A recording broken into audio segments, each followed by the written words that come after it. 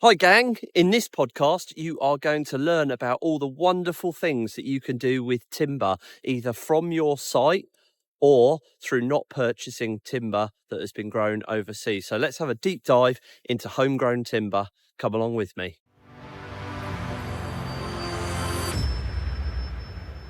Welcome to the Ask the R podcast, where in this episode I'm delighted to welcome on Mark Councill from Logie Timber. Mark and I have known each other for a number of years, but we actually haven't bumped into each other face to face for a while. We had a little chat in my office a while ago, and I thought, do you know what? It'd be absolutely fantastic to get Mark onto the podcast. I will let Mark explain what he does, but this podcast also is going to run alongside a YouTube video that we have put together, which is going to show Mark's operation and what he's got going on at Logie Timber. So, Mark, welcome onto the podcast. It's great to have you. So, for the uninitiated, give us a little bit of background into who you are and what Logie Timber actually is. Yeah, well, thanks so much for having us on the podcast. It's great to be here. And like you said, it's been a while since we've caught up. It's been a long time. I had a tree surgery company, and still do. We still have the tree surgery work, but we rolled that into the main sawmilling business. And then back in 2017, I met Alec Lane, whose family owned Logie Estate. And a sawmill was always something I really wanted to do, from having a tree surgery company and seeing all these incredible bits of timber, hardwood specifically, just getting chopped up and wasted, just chucked into fire or just left in the woods to rot. So it felt like the natural progression from a sawmilling business to have from a tree surgery business to have a sawmill. But it was just the how I was going to do this. And I had a couple of options of just like buying a small sawmill and sticking it in a field and starting out that way. Or, either met someone like Alec and did it that way around and got some investment and did it in a big scale. So we went down that route, and 2017 we started. 2019 was when we officially kind of launched the company, went limited, had our first timber festival down at Logie Steading. And we originally kind of geared the business up as almost a bolt on to the tree surgery work, to just give a home to all this beautiful bits of hardwood. But then the softwood market started to come calling a little bit, and there was another sawmill not that far from here, Altair, that shut, and they were doing lots of larch and Douglas fir, and so we naturally started to get the inquiries for that. And then, which is, it's great, it pays the bills, because the hardwood's such a slow burn. It takes such a long time for it to go from log to finished product. It takes years. Softwood's a lot easier. You get an order, you cut the log, and you invoice it. It's pretty easy going. So it was good to have that cash flow coming in, but it does take you away from the core a little bit. Tree surgeon turned sawmiller. Yeah. I mean, did you always want to be a tree surgeon? Where did that come from? It's a good question. I started out wanted to be a mountain guide. That's where my passion is. I spend all my time outdoors climbing and skiing, and that was always what I wanted to do. And then I started down that route and quite quickly realized that you almost kind of resent your hobby a little bit when you're doing it for a job. You just spend your time taking people out into the hill, doing very similar routes and a very slow kind of sedate pace, which is lovely sometimes. But if you're trying to then get out the weekend, you almost fall out of love with it. So I kind of moved out of that industry a little bit, and then went into rope access, which I did for quite a while, and then got into the forestry and the tree surgery. And I was a production cutter, just hand cutting for quite a while, just piece rate work, which was great. You learn so much and get ridiculously fit doing that. Brutal it's a bloody work. Hard job, hard work, but it was really good, and you learn so much about how to fell a tree before becoming a climber. And then got into the tree surgery work, and I'm quite glad I had that apprenticeship scheme of understanding how to fell a tree, because you see it a lot in the industry, and I'm sure you do as well, where people go from knowing literally nothing about tree surgery and forestry and go all the way through their 6-week intensive course and come out the other end being able to rig and dismantle big trees. And it's not the techniques you need to learn, it's how the wood behaves, and how it behaves in the wind, and how it behaves on a slope. And you can't just learn that. You've just got to do it for a while, unfortunately. I quite often say that, like, our head arboricultural consultant, Peter Hain, is an ex-tree surgeon. I'm an ex-tree surgeon. A lot of our consultants are ex-tree surgeons, and it's for that exact reason. It's because you can read all the stuff in the book, you can be taught everything, but looking at the tree, knowing how it behaves, knowing what effect decay will have on it, what failed limbs do, all that kind of good stuff is.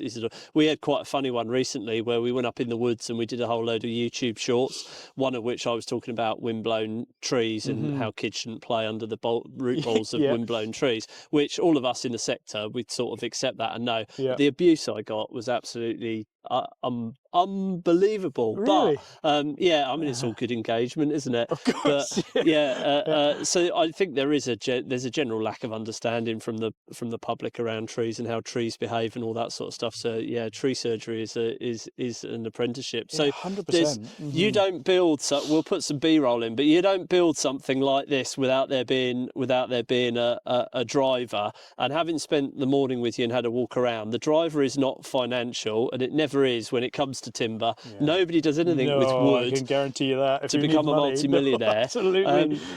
So, there's obviously a deep connection between what you've built here and your love for the natural environment and all that kind of good stuff as well. So, a lot of our listeners, they are architects, they are homeowners, they are embarking on passion projects. They might even actually be having to remove some trees to facilitate that development. So I guess is that where you're coming from?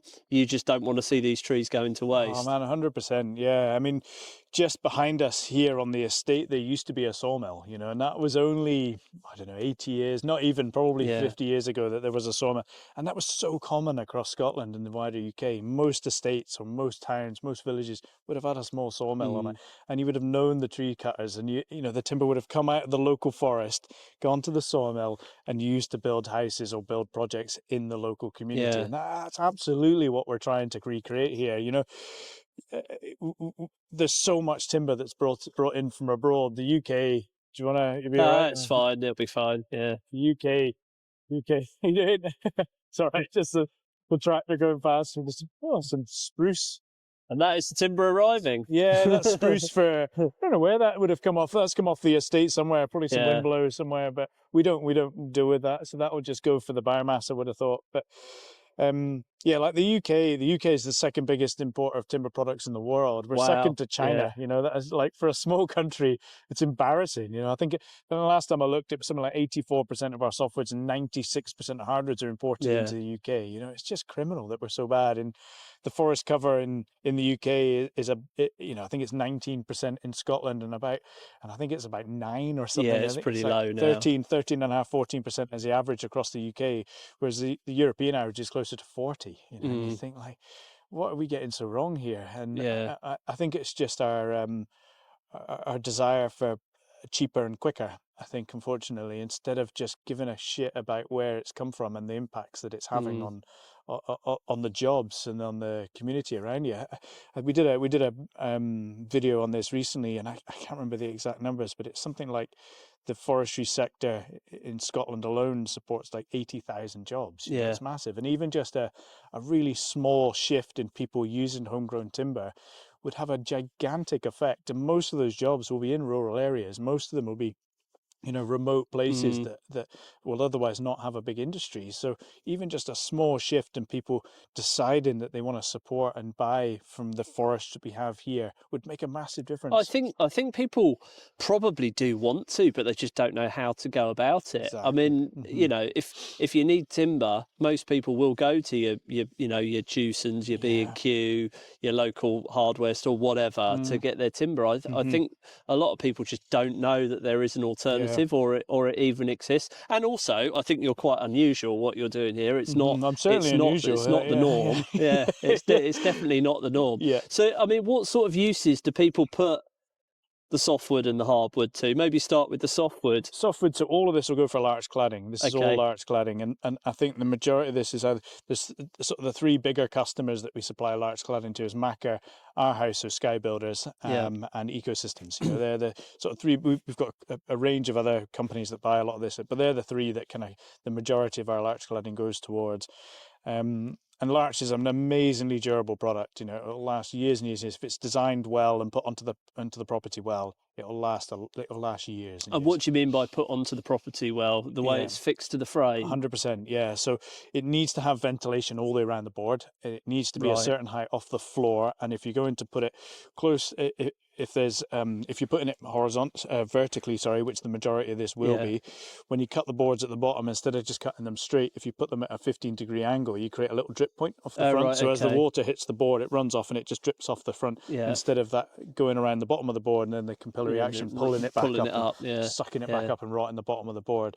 And then having a good overhang helps a lot, just to keep the worst of the weather off of it, for sure. But that ventilation all the way around the board, so battens and counter battens, so you've got a consistent airflow, makes a world of difference. And a lot of our listeners are in sort of England and Wales. It's quite common to see larch cladding in Scotland, not quite so much, in the rest of the UK. But there's no reason why that can't be, is there? 100%. And there's so many other sawmills doing this. I mean, the haulage cost kills us to ship stuff like this a distance, because it's quite big. It's quite big, chunky stuff. But there's more and more sawmills popping up all over the place now, trying to produce this and trying to push this message. So there really should be a sawmill fairly close to most of your listeners that can supply larch cladding in a decent scale. Good. And then what about the hardwood? We've seen some fantastic pieces of hardwood in your shop this morning, and there's all the traditional uses, things like tables and internal furniture and stuff like that. But what other kind of uses are you using the hardwood for, or your customers using the hardwood for? Yeah, good question. So the majority of it is furniture. It goes to furniture making. We do a lot of green oak framing as well. Scottish oak is challenging at best sometimes, but we do get some incredible timber up here, really slow grown, really durable oak. Challenging in terms of the way it's grown, or challenging in terms of supply? A bit of both, really. The more the way it's grown, we can get hold of oak, but because the art of, and it's probably our fault as manufacturers of hardwood timber, that we haven't shouted hard enough or loud enough that we can use this stuff, that people have lost the management skills of hardwood forestry. You go to France and it's just ingrained, it's just so what they do. And you go there and you can see, 20-meter clean oak stems that have been managed perfectly year on year. We just don't do that here anymore, unfortunately. And I think it's down to us as a supplier to stand there and really push the landowners hard and go, look, if you grow it, we will buy it. There is a demand for this, And I think it goes back to what you were saying earlier, that people probably just don't know that there's a viable option to using, against the imported stuff. So it's on us to shout about that and to promote that message a lot more. So green oak buildings, it's things like, or the framing. So that's like these garages. You see these beautiful double bay garages and stuff like that. I don't know. I suppose you can clad that with the larch as well. Yeah, absolutely. You can clad it in oak if you've got the money. Yeah. That'd be an expensive double garage. Yeah, it would. Yeah. But yeah, a lot of oak framing for sure. And we do quite a lot of bridge builds and stuff like that as well. And actually, oak is perfect for the connection between steel and timber. If you put a big steel beam in to make a bridge and then put softwood on top, that connection point, the timber will rot very, very quickly. So we do these nailing strips that are to go on top of the steel, and then your softwood boards, your larch boards go on top. So you put your big beams across the span, oak across the top, and it doesn't need to be thick. It's just enough to put the screws and the fixings down through, and then your larch boards go horizontally across. My family used to own the Basingstoke Canal down in Surrey in Hampshire, and my very first job, as I mentioned when we were looking around the sawmill earlier, was literally doing mortise and mortise and tenon joints. Mortise and tenon joints, by hand with a chisel and a mallet back in the day. But we really struggled to get hold of good oak. But one of the reasons that oak was used was for that very reason, because the framework that went over the top was steel. Yeah, so that connection point. I mean, oak's an incredibly durable material because the tannins in the wood. But there are other options. We get it so often that people come to us, and again, it's on us to kind of educate and shout about that message. But there are so many other good alternatives out there to oak, especially for like tabletops and internal stuff. Beech, for example. Beech is such a durable wood. It's actually on the durability scale, it's harder than oak, believe it or not. But oak lasts better outdoors, so that's why people kind of assume that it's better. But beech for internals, beech is an invasive species here in the UK, and it will take over a forestry because it shades everything out. I think something like 3% of the light gets to the forest floor underneath a beech tree, and it just shades so much out. And the only thing that grows in that is beech, so it just takes over woodland. And the estate next door, Darnaway, they reckon they can cut 700 tons of beech a year and not lose a single ton on the estate because of the regen and the regrowth of the forestry. So if we can find a really strong market to supply beech into, then we're winning on both sides, you know. Yeah. Do you find yourself having battles with firewood merchants? Yeah, absolutely right. Yes and no. I mean, because our mill can take up to 1.2 meters wide, and then we've got the option of the big chainsaw mill if we need to. You know, the chainsaw mill will do 2.25 meters, which we do sometimes just to break the log down and put it onto the mill. You know, the firewood merchants aren't interested in that stuff. You know, they're not bothered. But local tree surgery companies, we've got a fantastic relationship with a lot of local guys and we've got our own team that go out and cut trees as well. And it's just so good to see that timber coming back and coming to use. So if they identify something, they'll bring it to you. Which I guess is probably our takeaway from all of this is that if you've got a development project that is going to require the removal of trees, hardwood and softwood, really have to think about whether you could contact somebody like yourself or contact Mark if you're in Scotland and use that timber within your development. We can pay for it. You know, we can pay for it. Not only have you got that amazing message that timber from this development is going to use for something, we could also make something and give it back. You know, we've done that on a lot of housing development sites where timber's had to come out. We've taken the timber off site, milled it, dried it, made it into something, and then given it back to the development, whether that's a building, a bench, you know, a big plaque, you know, it could be anything, you know, but we have that story there. And also, if nothing else, we can give you some money for the wood as well. So, Absolutely. Brilliant. Well, Mark, it's been absolutely fantastic for you to take time out of your busy schedule and to show us the shop, to show us the sawmill. I'd encourage the viewers to or listeners to go and have a look at that video that we're going to put out on YouTube. There'll be a lot more detail, a lot more behind the scenes on there. But if people want to reach out to you, if they want to get in contact with you, if they're based in Scotland and they want to use timber within their development, or even just find that beautiful tabletop, how should they get in contact with you? Best way is just the info@logietimber.co.uk email address. info@logietimber.co.uk. Yeah, that's the best way. The website, you know, www.logietimber.co.uk.